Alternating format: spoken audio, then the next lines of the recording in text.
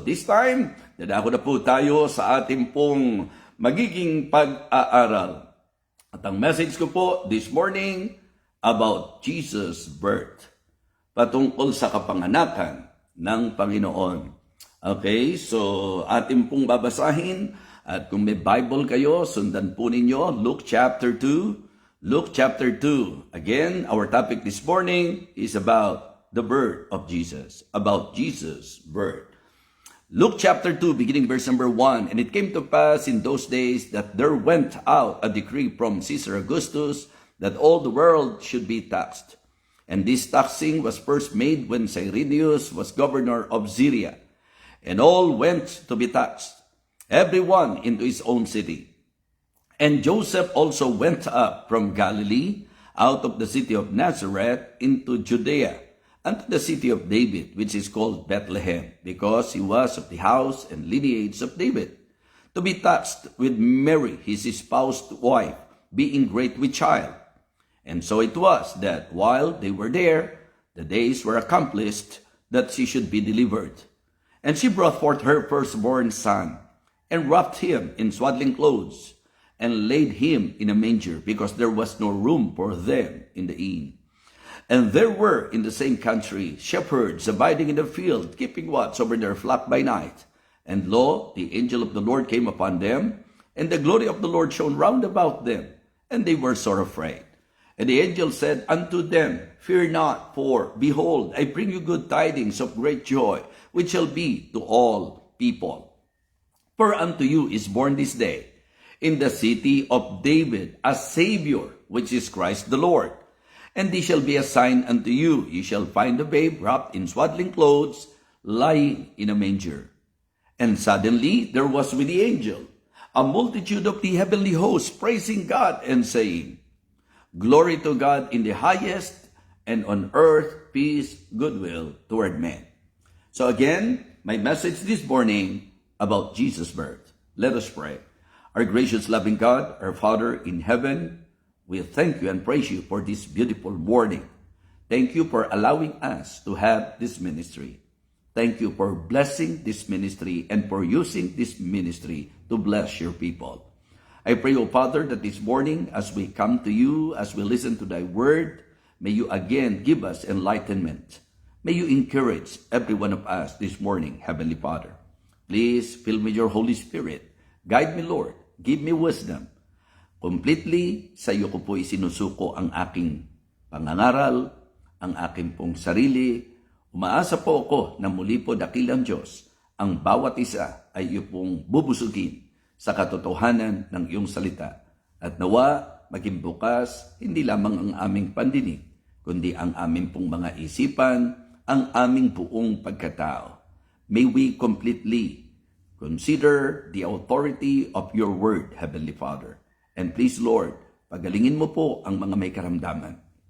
Palakasin mo po ang may hina. Liwanagan mo po ang naguguluhan. Payapain mo po ang may mga kabagabagan. At dakilang Diyos, ikaw po ang magpala sa bawat isa sa amin at bigyan mo po ng kalutasan ang aming mga suliranin. Again, I would like to commit to you this Bible sharing, O Lord. Ito po ang aming panalangin sa pangalan po ng aming Panginoong Jesus. Amen. Amen. Okay, praise the Lord. Mga kapatid, alam natin pagka buwan ng Disyembre, ito po ay medyo usapin tungkol sa kapanganakan ng ating Panginoon. Ipapauna ko na po sa inyo, ayon na rin po sa ating binasa, na ang mga pastol po ay nasa labas, nasa bukid po sila nung time na yon. Kaya sa katotohanan po, mga kapatid, let us face the fact that it seems very impossible na talagang December po ang naging kapanganakan ng ating Panginoong Kristo. Pero ito po sa naging kaugalian at kagawian, isineselebrate po ng marami ng December. Sinabi ko po na medyo very impossible because nasa labas po ang mga pastol that time. And that is very hard to do, lalo na kung sa taglamig na panahon, lalabas ang mga pastol, di po ba? Kaya naman, para sa akin po, may bearing po na hindi naman talaga, posible po na hindi naman talaga December, pinanganak ang ating Panginoon. But the point that I would like to emphasize this morning, totoong ipinanganak ang ating Panginoon. Ano man ang date, mga kapatid, hindi ko na po issue yan. For me, it is the truth. It is the clear teaching of God's Word that Jesus Christ was really born. Na siya po ay totoong ipinanganak. Nakakalungkot na makakita na meron po mga debate rito, debate roon, to the point na ang iba po ay nagiging dogmatic, na easily nagja-judge even sa mga Kristiyano na gumagamit ng pagkakataon at ng okasyon na ito upang makapagbigay ng mensahe, upang makapagbigay ng panahon na kausapin po ang mga mahal sa buhay, to share the very message of Christ's birth. Mga kapatid, ang dahilan po ng marami, ang Christmas daw po ay rooted out sa pagan belief. Mga kapatid, mga minamahal, isang bagay na gusto kong maging maliwanag. Kahit ito yung sinasabi nating mga pagano, actually po ayon sa research ng ilan, tungkol sa kung saan nag-ugat at nagpasimula ito pong okasyon ng Christmas, marami po na nasa kani-kanilang relihiyon na nagse-celebrate ng okasyong ito na hindi naman po yung research ng marami ang nasa isip nila, kundi almost the majority, they are actually thinking of the birth of our Lord Jesus Christ. Meaning to say, ito po yung magandang pagkakataon to grab the opportunity to enlighten the minds of the people about the message of Christ's birth. It is good to somehow make the people understand why Jesus Christ manifested in the flesh. Why Jesus Christ was born. Bakit po, mga kapatid? Yun po ang pinaka-importante. At yun ang isang bagay na gusto po nating bigyan ng diin. Uulitin ko po, anuman ang husga o judgment po ng iba patungkol sa mga churches na katulad po namin, na nagbibigay panahon upang bigyang pansin ang mensahe ng kapanganakan ng ating Panginoong Jesucristo and to grab and use this opportunity to somehow share the gospel to them. Mga kapatid, hindi na po yun ang concern ko. Bakit? Sapagkat, sabi ko nga, kapag ka po magiging consistent, dapat ang masyado pong particular at dogmatic na talagang may judgment about this very thing, sana po even yung mga benepisyo na natatanggap sa panahong ito dahil sa conviction, hindi mo tatanggapin. Dahil kaya po nagkakaroon ng ganun pong mga incentives or benefits, it is because of the fact that they are considering this occasion. But anyways, what is important this morning is the idea and the clear teaching mula po sa salita ng Diyos. Kaya po hindi ako makikipagtalo sa salitang Christmas, sa tinatawag nating, research ng marami. But my concern this morning is to tell you that Jesus Christ was really born. Na siya po ay totoong ipinanganak. At yan po ang message natin ngayon about Jesus' birth. Okay, number one, it is good to consider that the birth of Jesus, about the birth of Jesus Christ, it was announced. It was announced, mga kapatid. This is about the prophecy. Tungkol po sa propesiya. Sa Isaiah chapter 7 and verse number 14, sinabi po, "Behold, a virgin shall conceive and bear a son." Okay? Ang isang birhen daw po ay maglilihi at magluluwal ng anak na lalaki, ng sanggol. "Behold, the virgin shall conceive and bear a son. And you shall call his name Emmanuel." Diba? Yun daw po ang ipapangalan sa kanya. At nabasa po natin sa Matthew yan. Kung titingnan nyo po, sa Genesis pa lamang, doon sa fall of man, nung nagkasala po ang tao, may prediction na po. May prophecy na po, mga kapatid. Kumbaga, sinabi na po ang patungkol sa pagdating ng ating Panginoong Jesus. Nung nagkasala po ang tao, ang record po niyan, kung interested po kayo, sa Genesis chapter 3 and verse number 15, na direktang sinabi po doon, sapagkat yung serpent, nadaya po niya, okay, at doon po bumagsak ang taong nilikha ng Panginoon, at nung dumating sa punto na ang ating Diyos, binigyan po yan ng atensyon, mga kapatid, makikita niyo po na tinuro ng babae si Adan, tinuro ni Adan ang serpent, at ang Diyos, sinabi po sa Genesis chapter 3 and verse number 15, na talagang may dudurog sa ulo po nitong serpiente na ito. At yan po ay masasabi nating propesiya tungkol sa magiging pagdating ng ating Panginoon. So, Ang dami pong record sa Old Testament patungkol po sa kapanganakan ng Panginoon. Alam ko po sa aklat na sulat ni Micah, meron din pong propesiya tungkol sa kanya. And thou, Bethlehem, Ephrata, in the land of Judah, are not least among the princes of Judah, for out of thee shall come a governor that shall rule my people Israel. So, makikita niyo po na yung prophecy, doon pa lamang sa Old Testament, kasi ang pinopoint out ko po about the birth of Jesus Christ, it was announced. Ito po ay talagang masasabi nating naihula na, nasabi na po sa Old Testament pa lamang. At alam nyo, may mga ilang talata po na magandang bigyang pansin po natin patungkol dyan. Katulad nung Isaiah, di po ba? Malinaw po sa chapter 9 and verse number 6. Ang sabi po doon mga kapatid, for unto us a child is born, unto us a son is given, and the government shall be upon his shoulder, and his name shall be called Wonderful, Counselor, the Prince of Peace, the Mighty God, the Everlasting Father. Mga kapatid, makikita nyo, sa Old Testament, ang dami na pong hula na talagang inia-announce na po, mga kapatid, na ang ating Panginoong Jesus ay magkakatawang tao. Siya po ay isisilang. Ang tawag po natin dyan ay yung tinatawag na manifestation, the incarnation of our Lord Jesus Christ. Okay, sa 1 Timothy chapter 3 verse 16, and without controversy, great is the mystery of godliness. God was manifest in the flesh. God was manifest in the flesh. So, titingnan po natin sa Matthew chapter 1. Magandang mabasa rin po natin para sa consistency tungkol po sa pagsilang ng ating Panginoon. Di po ba? So, ito po ang sabi po ng verse number 18. Now the birth of Jesus Christ was on this wise. When as his mother Mary was espoused to Joseph, before they came together, she was found with child of the Holy Ghost. Then Joseph, her husband, being a just man, and not willing to make her a public example, was minded to put her away privately.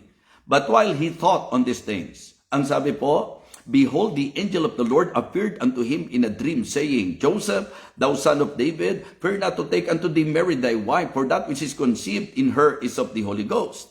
And she shall bring forth a son, and thou shalt call his name Jesus, for he shall save his people from their sins. Now all this was done, listen to this, now all this was done, that it might be fulfilled which was spoken of the Lord by the prophet, saying, behold, a virgin shall be with child, and shall bring forth a son, and they shall call his name Emmanuel, which being interpreted is God with us. Muli po mga minamahal, gusto kong sabihin sa inyo na ang pinag-uusapan po natin ay ang patungkol sa panangalan ng ating Panginoong Jesus, and concerning the birth of Jesus Christ, it was announced. That is point number 1. It was announced. Okay? This is about the prophecy, yung hula patungkol sa kanyang magiging pagsilang. And then let us consider point number 2. It was arranged. About the birth of Jesus Christ, it was arranged. Ito po ay talagang naplano na. So the plan. Yung una po, the prophecy, now the plan. Usaping plano tungkol sa ating pong Panginoon. Let us put understanding. Doon po sa isinulat ni Apostol Pablo. At doon tayo makakakuha ng idea na ang patungkol sa kapanganakan ng ating Panginoong Jesus, ang kanyang pagdating, manifestation in the flesh, mga kapatid, yan po ay arranged. Di ba? Kumbaga, nakaplano. Hindi po yan by accident, kundi ito po ay well-planned, mga kapatid. And it is good to somehow see that from the light of the Scripture. Tingnan niyo po ang sabi ng Galatians chapter 4 and verse number 4. But when the fullness of the time was come, God sent forth his Son, made of a woman, made under the law, to redeem them that were under the law, that we might receive the adoptions of sons. So pansinin niyo po mga kapatid, na kung saan sa idea po ng sinabi, sa sulat na ito ni Apostol Pablo sa mga taga-Galatia, ang sabi po, but when the fullness of the time was come, ibig sabihin, talagang nakaplano. Kaya ang kapanganakan po ng ating Panginoon, or sa tawag nga po natin, kasi yun po yung dapat maging maliwanag sa doctrinal presentation. John chapter 1, di po ba? Ito po yung doctrinal presentation about the birth of Jesus Christ. This is actually the manifestation of Jesus in the flesh. Ang sabi po ng John chapter 1, in the beginning was the Word, and the Word was with God, and the Word was God. Okay? Malinaw po yan, mga kapatid. In the beginning was the Word, and the Word was with God, and the Word was God. The same was in the beginning with God. In verse number 3, all things were made by Him, and without Him that was not anything made that was made.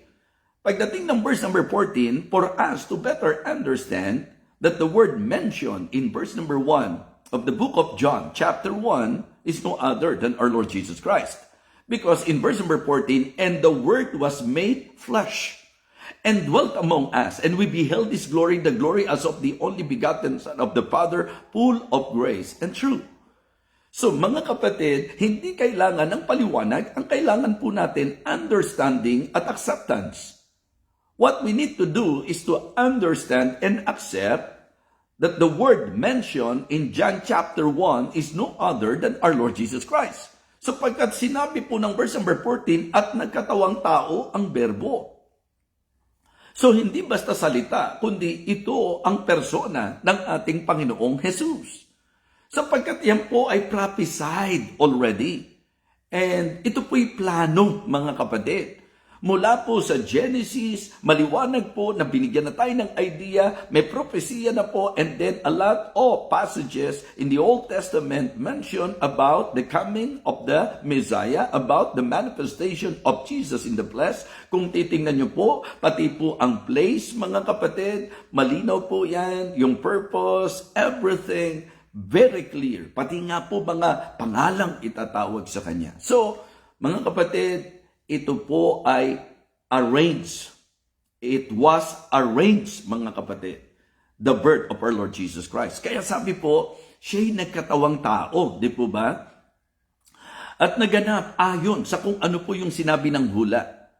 Accordingly, mga kapatid. Because well-planned po yan. Talagang pinlano po yan. Ang tawag dyan, plan, para po sa ating redemption. Mga kapatid, isinet ng Panginoon lahat-lahat, yung timing, yung location, and even yung circumstances. Lahat to, mga kapatid, yan po ay maliwanag na maliwanag. So kaya ayoko pong gawing complicated ang presentation. Ang ating pong topic, mga kapatid, lalo na yung mga kapapasok pa lang ngayon, ang topic po natin is about Jesus' birth. Patungkol sa kapanganakan ng ating Panginoon. Ang unang puntos natin, it was announced. Medyo sumentro tayo doon sa prophecy. Doon tayo nagbigay pansin sa mga hula tungkol sa kanyang kapanganakan. And then it was arranged. At dito binigyan natin ng pansin yung plano. At ang talata na ating pong sinentruhan, Galatians chapter 4 and verse number 4, but when the fullness of the time is come. Yung po'y magandang mabigyang pansin po natin eh. Don't just memorize that. Put understanding on that. Because the message, the verse, diba, clearly stated na talagang itinakda po, may itinakdang panahon. Kaya mga kapatid, mga binamahal, mamaliman po tayo ng date.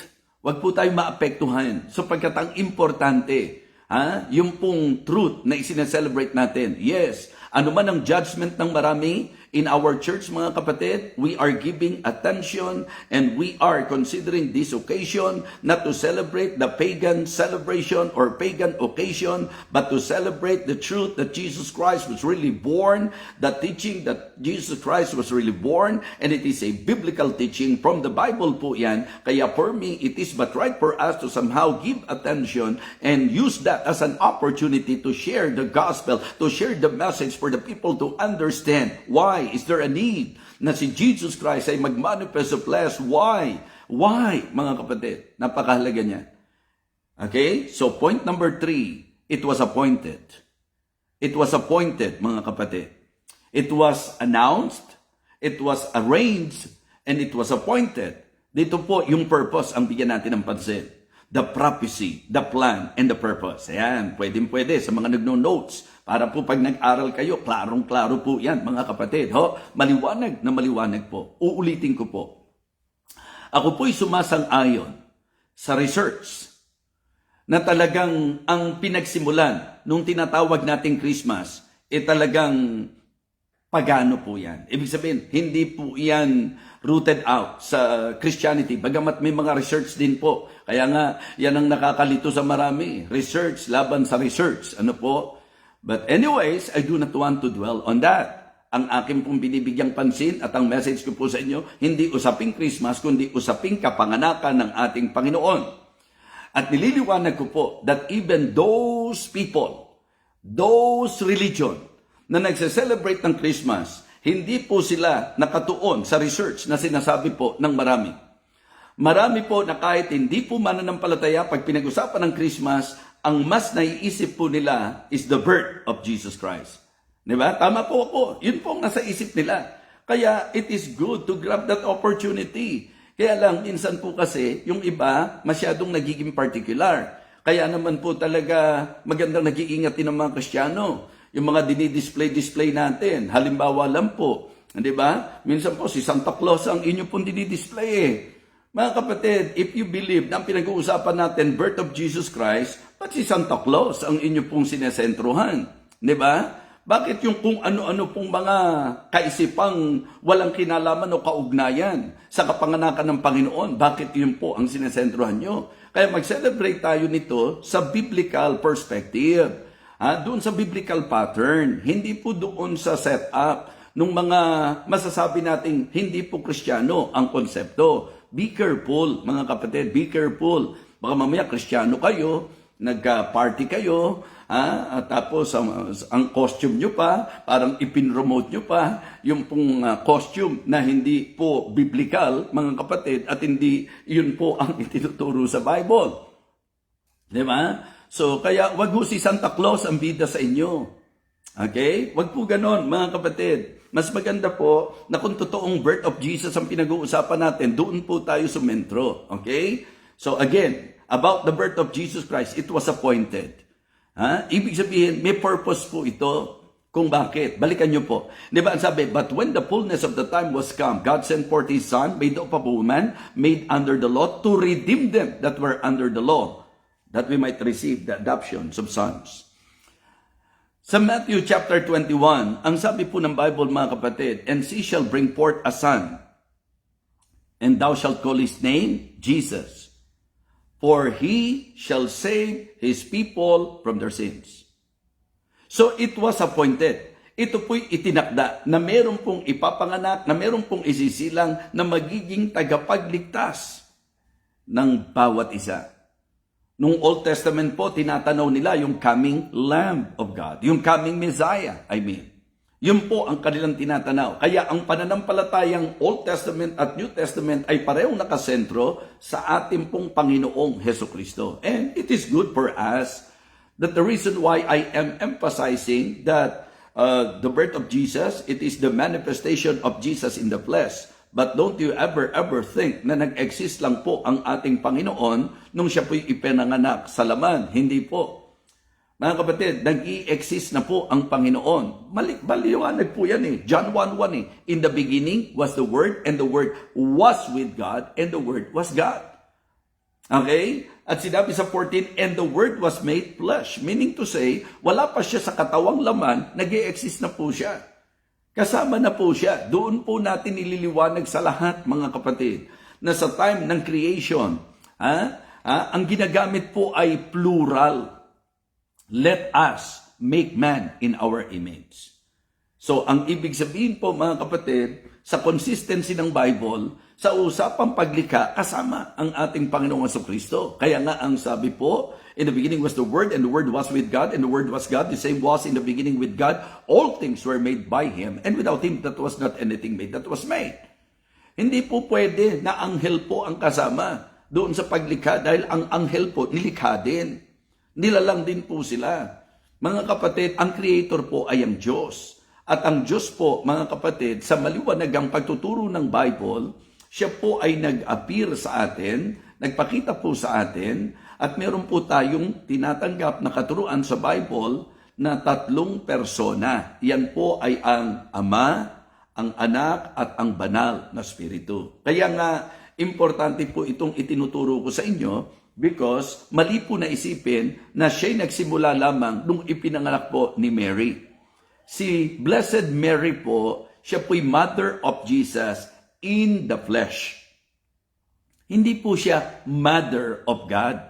Hindi po Mother of Jesus in the flesh. Sapagkat siya po'y pinagpalang babae na napakarami po, siya po ang pinili upang magluwal ng Panginoong Jesus sa katawang laman. Mga kapatid, ibig sabihin, nag-exist si Jesus, ibig sabihin, nag-manifest po siya in the flesh. At meron pong tumayong foster parent, at yan po ay walang iba kundi ang ating pong hinahangaan, si Blessed Mary. Paano mo ba naman hindi hahangaan si Blessed Mary? Napakahirap po ng ginampanan po niya, mga kapatid. Isipin niyo po, hindi ka pa nakakasiping ng lalaki, mabubuntis ka na, lalo na sa panahon nila na binabato po hanggang mamatay ang mapag-isipan o mahuli na siya po ay masasabi nating nakipagtalik sa kalagayang hindi siya kasal. Stoning to death po. Yun ang magiging sentensya. Pero nung kinausap po siya about this plan, nung kinausap po siya, with a very important purpose. Alam niyo, sabi niya, "Behold the handmaiden of the Lord. Be it unto me according to thy word." Kaya dyan niyo po sasaluduhan si Blessed Mary. Kaya yung mga nagbibiblia, wag naman po nilalapastangan natin si Blessed Mary because we cannot deny the fact that the Lord used her in a very talagang extraordinary na paggamit, mga kapatid. Kaya nga, sobrang dapat ma-appreciate po natin si Maria na nagpagamit po sa Panginoon. But of course, not to the point of worshiping her. Yun naman po ang balance, mga kapatid. There is nothing wrong for us to appreciate Mary sapagkat siya po ay instrumentong ginamit ng Panginoon. Pero tatandaan niyo po, it is very important also to consider yung ginagamit pong salita. Hindi ba pansinin niyo po? Hindi naman po sinabing, "Worthy art thou among women." Hindi niya sinabing karapat-dapat ka sa lahat ng babae. Hindi. Ang sabi po, "Blessed art thou among women." Kumbaga, katulad po nung claim ng usapang grace, it is actually unmerited favor. Grace. Biyaya ng Panginoon. Kaya nga sabi ko po, ito yung balanseng pagtanaw. Hangaan po natin si Mary. Tularan po natin ang kanyang puso, ang kanyang pagpapasakop, ang kanyang pagkilala sa Diyos, na kahit napakadelikado ng role na pinagampanan sa kanya, what I mean to say, sa birhing kalagayan, mabubuntis siya, that alone is already a good reason for us to somehow admire her. She is really admirable, mga kapatid. Yung mapapayag po siya na siya'y mabubuntis ng walang nakasiping na lalaki at sa knowledge ng mga tao, hindi pa naman talaga sila magkasama, mga kapatid. Yes, betrothed na po siya that time. Di ba nilinaw ko po sa message ko? Isinapanganib po niya, mga kapatid, ang napakaraming bagay. Isinapanganib po niya ang kanyang buhay, yung pong hindi niya inalintana kung ano magiging damdamin ng kanyang mga loved ones, at lalo namang mabigat yung kanyang love life, mga kapatid, sapagkat betrothed na po siya. Anong sasabihin ni Joseph? Pag nakitang buntis siya, hindi na inalala ni Mary ang lahat ng iyon after understanding that it is the will of God, about the plan of God and the purpose of God, she submitted. Siya po'y nagpasakop. Kaya sabi niya, "Behold the handmaiden of the Lord. Be it unto thee according to thy word." Para maalam niyo po yung context. Being human. Ano po ang sabi ni Mary? Nung sinabi pong siya'y maglilihi, "How shall this be? Seeing I know not a man." Diba? Yun po, mga kapatid. And then nung sinabi niya, parang ang punto niya, imposible. Hindi ako nasipingan, paano ko mabubuntis? Doon na po, makikita niyo po yung kinukot ng maraming, "For with God, nothing is impossible. Nothing shall be impossible." Kung Diyos ang pag-uusapan. Kaya, nung po naintindihan na ni Mary yun, sige na po. Kung ano po ang inyong kalooban, kung ano po ang inyong kagustuhan, kung ano po ang sinabi ninyo, yun po ang masunod. Diyan nyo po hahangaan si Mary. Amen? Yes. Kaya for me, it is good to somehow, being Bible believer, appreciate Blessed Mary, the Blessed Mary. Admire her. Diba? But to adore and to worship, that's a no-no kung ang pag-uusapan Bible. Diba? Kaya mas tamang sabihin na siya po ay ina ng ating Panginoong Jesus. Salamat. Nakita nyo, wala tayong kabayas-bayas sa ating pong presentation at pagtuturo. Why?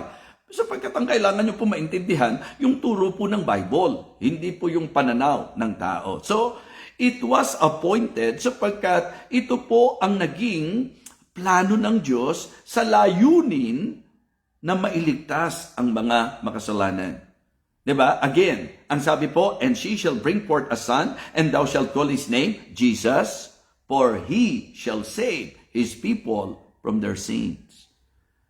Kaya yung purpose, kaya huwag kayong paapekto kahit ano judgment nila. Use this occasion, use this as an opportunity to share the very purpose why Jesus Christ was born. Make them understand more than doon sa kung ano-anong regalo, the best gift na po pwede nilang matanggap is the gift of eternal life, the gift of salvation that only Jesus can give. They can only enjoy that and receive that through our Lord Jesus Christ because there is no other Savior. Jesus Christ Himself is the only Savior. Meron pong nagbash doon po sa aking itinuro sa John chapter 14 verse number 6. Jesus said unto him, I am the way, the truth, and the life, and no man cometh unto the Father but by me. So in presentation, ang sabi ko po, malinaw, mga kapatid, according to the Word of God, Jesus is the only way to heaven. Wala raw pong ganung salita, wala raw pong only. Ano pong understanding natin na sinabing, He is the way. Siya po. Ibig sabihin, walang iba. Para mapagtibay, paano mo hindi sasabing only? Acts 4:12, neither is there salvation in any other.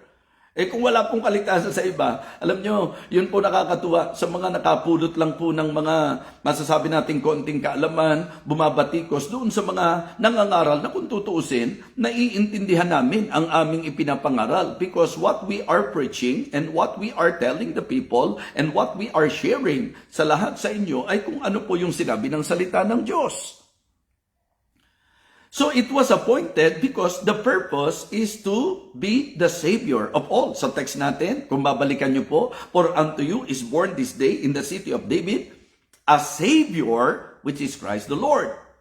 Diba? Sinabi po mga kapatid, malinaw na malinaw po, glory to God in the highest. They celebrated that mga kapatid at ang kanilang celebration, it is because of their clear understanding doon sa naging announcement na siya sa kanyang pagdating, siya po ang magiging tagapagligtas, yan po ay worth celebrating mga kapatid. Kaya po, ito sasabihin ko lang po, kahit anong gaano kaingrande ang celebration nyo po sa okasyon na to, kayo may pinakamasarap na pagkain, kayo may mga pinakabagong material na bagay, kayo po ang masasabi po nating nakareceive ng maraming monetary gift o kung ano pa man, if you are not yet saved, diba? That's nothing. All of those things are nothing. Why? Because even if you have everything in this world, if you don't have Christ yet in your life, if He is not yet your Savior, personal Savior, by faith na tinanggap mo siya, kung hindi mo pa ginawa yan, useless. Diba? Lahat ng tinanggap mo, mawawala. Yung pera, nauubos yan. Yung mga regalo mo, naluluma yan. Di po ba? So, I mean, yung pong kinain nyo, isang magdamag lang, tunaw po yan, mga kapatid. Pero, kapag ka po yung the best gift na siyang purpose kung bakit siya naparito sa lupa para sa kaligtasan ko, sa kaligtasan mo, sa kaligtasan ng lahat ng magtitiwala at mananampalataya sa ginawa ng Panginoon. Mga kapatid, yan po ang magpapasaya ng okasyong ito. Mas lalong dapat tayo mag-celebrate every time na inaalala natin na pinanganak ang ating Panginoon sapagkat if not of His birth, if not of Him, hindi po tayo Kristiyano ngayon. Hindi po tayo saved ngayon. Kaya celebrate natin. Basta itama lang po ang celebration. Huwag si Santa Claus ang bida. Huwag din ikaw ang bida. Huwag yung inaanak ang bida. Huwag ninong at ninang ang bida. Huwag kung sino-sino ang bida. Pag nag-celebrate tayo, isentro natin sa ating Panginoon. Walang problema sa katuwaan. Walang problema sa spirit of giving. Walang problema doon po sa ating pong mga palarong gagawin. Basta ang importante po, may sentro natin that the purpose why Jesus Christ was born It's for our salvation. Yes. Mga kapatid, mga minamahal, I hope and I pray na ngayong umagang ito, muli tayong pinagpala ng ating Panginoon. Amen? Natutuwa po ako sa data lang, nakapag-accomplish po tayo. And I hope na malinaw na nakarating sa inyo ang mensahe. Mga kapatid, about the birth of Jesus Christ. Tungkol sa kapanganakan ng ating Panginoon. It was announced. Ito po ay patungkol sa prophecy. Okay, it was arranged. Ito po'y patungkol sa kanyang plan. And it was appointed. Ito po'y patungkol sa purpose. The prophecy, the plan, and the purpose. Ang kapanganakan ng ating Panginoon ay hindi kathang-isip. Hindi man natin matukoy ang date, pero pwede po nating i-definite na siya po'y totoong ipinanganak. And i-celebrate natin ang katotohanan ng ipinanganak ang ating Panginoon sa Kristo. At para makabuluhan ang ating celebration, kaibigan, if you are not yet saved, if you are not yet sure of heaven, now is the best time for you to settle that. Why? Because the message is very clear that Jesus Christ was born for our salvation. Ang ibig sabihin, ako na pupunta sa impyerno, kailangan kong panampalatayanan yung pong ginawa ng Panginoon sa akin, na siya'y namatay, nalibing at muling nabuhay. Ginawa ng Panginoon para sa iyo, para sa atin, para sa sangkatauhan. Jesus Christ gave Himself. Siya po'y naparito upang maging tagapagligtas ng bawat isa sa atin. Kaya ngayon pong umagang ito, mga kaibigan, naway napagpala po tayo. Hindi ko po ipinopromote ang Christmas. Sumentro po ako sa napakahalagang mensahe na dapat alalahanin ng mga tao, lalo na po sa kalupaang ito na nagse-celebrate ng walang proper and clear understanding about this very thing. Mga kapatid, anuman ang pananaw ng tao sa Christmas at ng kahit sinong nag-research sa Christmas, ang concern ko po ay ang kapanganakan ng ating Panginoon. Yes, posibleng hindi December, but we do not know exactly kung kailan talaga. But one thing is sure, ipinanganak siya. One thing is sure, nagmanifest siya sa flesh. One thing is sure, He came to seek and to save. And that is very important to consider. I hope na napagpala po tayo ngayong umaga, kaibigan, isang napagandang alok para sa iyo. The best gift that a man can ever receive is the gift of salvation, na kay Jesus Christ lang natin totoong masusumpungan. Hindi po ang pagsisikap natin, malinaw na malinaw, regalo po yan, regalo. Ang napakaganda, by faith, tanggapin po natin siya, ang kanyang ginawa sa atin bilang tagapagligtas. Kung iyan ay nais mong gawin, ipanalangin mo sa Diyos, tawagan mo ang Diyos, buong puso, sabihin mo sa Kanya na ikaw ay makasalanan, na mapapahamak sa impyerno, na hindi mo kayang iligtas ang sarili mo, at kinikilala mo na hindi mo kayang iligtas ang iyong sarili, at ang tanging paraan ay ang pagtiwalaan, panampalatayanan ang ginawa ng Panginoon. Pag gagawin po natin yan, ang Biblia po ang nagsabi na yung faith sa ating tagapagligtas ang siyang magiging kaligtasan po natin. I hope na yan po'y naging maliwanag. Let us pray. Our gracious loving Father, we again thank you and praise you for this very important message. I hope and I pray, Heavenly Father, na ang bawat nakinig ay naliwanagan. At nawa, Panginoon, gamitin namin ang panahong ito na ang mga tao po ay nakaset sa kanilang mind ang patungkol sa iyong naging pagsilang. Nawa, Panginoon, ito po'y magamit ng mga Kristiyano para mag-witness, para mag-win ng mahalagang kaluluwa. Nawa, ito po ay maging selebrasyon na nakasentro sa iyo, aming Ama. Thank you so much, Heavenly Father. We praise you for this ministry. We praise you for your guidance. Thank you for everything, O God. Thank you for the gift of salvation. Thank you for saving us. We love you, Lord. We appreciate you, Lord. We thank you for everything, Heavenly Father. Bless each and every one of us, O God. Lahat ng ito ay aming pong panalangin sa pangalan po ng aming Panginoong Jesus. Amen. Amen.